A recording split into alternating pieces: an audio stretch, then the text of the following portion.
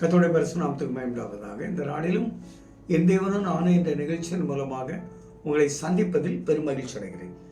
இந்த நாளுக்கான தேவ வார்த்தை ஏசாயா 18வது அதிகாரம் 4வது வசனம். அதாவது தேவன் உங்க வீட்டில் வந்து உங்களையும் உங்க பிள்ளைகளையும் உங்க வீட்டாரையும் ஆசீர்வதித்து கண்ணோக்கமாக இருக்கிறார்.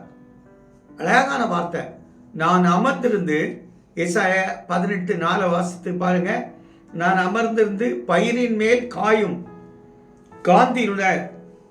காந்தியுள்ள வெயிலை போலவும் அற்பு காலத்து உஷ்ணத்தில் உண்டாகும் பனிமேகத்தை போலவும் என் வாசஸ்தலத்திலிருந்து கண்ணோக்குவேன் என்று கர்த்தர் என்னுடனே சொன்னார். ஏசாயா தீர்க்கத்தில் சொல்றார். ஆண்டவர் ஒரு வார்த்தை சொல்லி இருக்கிறார். எவ்வளவு அழகா! ஆண்டவர் உங்க வீட்டில் அமர்ந்து இருக்கிறார். அந்த பயிருக்கு மேல காலையில வெயில் ஏறும்போது ஒரு பனி இருக்கும் பாருங்க, அப்படி ஒரு பிரீஸ் கொடுக்கிறார். இதமான ஒரு கால சூழ்நிலை உங்க வீட்டில் நிலவு பண்ணுவார். அங்க ஹீட் இருக்காது, சூடு இருக்காது, சண்டை இருக்காது, சச்சரவு இருக்காது, பிரச்சனை இருக்காது, அமைதி இருக்கு. ஏன்னா ஏசப்பாக்கு தங்கி இருக்கிறார். சகையுவே சீக்கிரமா இறங்கி வா, இன்று நான் உன் வீட்டில் தங்கணும் அப்படின்னு சொன்ன உடனே அவன் குடுகுடுன்னு இறங்கி வந்து அவரை கூட்டிட்டு போய் அப்போ வீட்டில் உள்ள அவனுடைய ப்ராப்ளத்தெல்லாம் சொல்றான். ஆண்டவரே, நான் யார்ட்டையாவது நாலத்தனையா வாங்கினா நாலத்தனையா திருப்பி கொடுத்துட்றேன், அப்போ 1க்கு 4 கொடுத்துட்றேன்.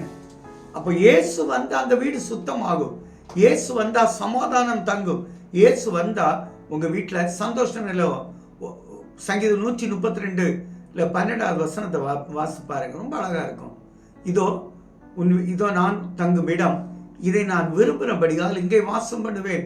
உன் வீட்டில் உள்ள ஆகாரத்தை ஆசீர்வதித்து வருவேன். உன் வீட்டில் உள்ள ஏழைகளை அப்பத்தினால் திருப்தியாக்குவேன். இப்போ உங்க வீட்டில் ஏசப்பா தங்கினா திருப்தி இருக்கும். அதுல சுகமாய் தங்கி இருக்கிறார்.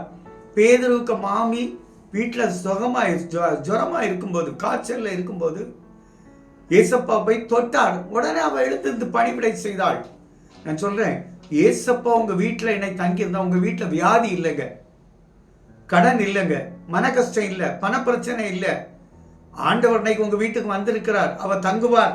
அது மட்டுமல்ல, மரித்து போன அந்த பெண்ணை பார்த்து தலித்தாகுமி என்று சொன்னார். அவள் எழுந்திருந்தாளே, எவ்வளவு நல்ல கர்த்தர்.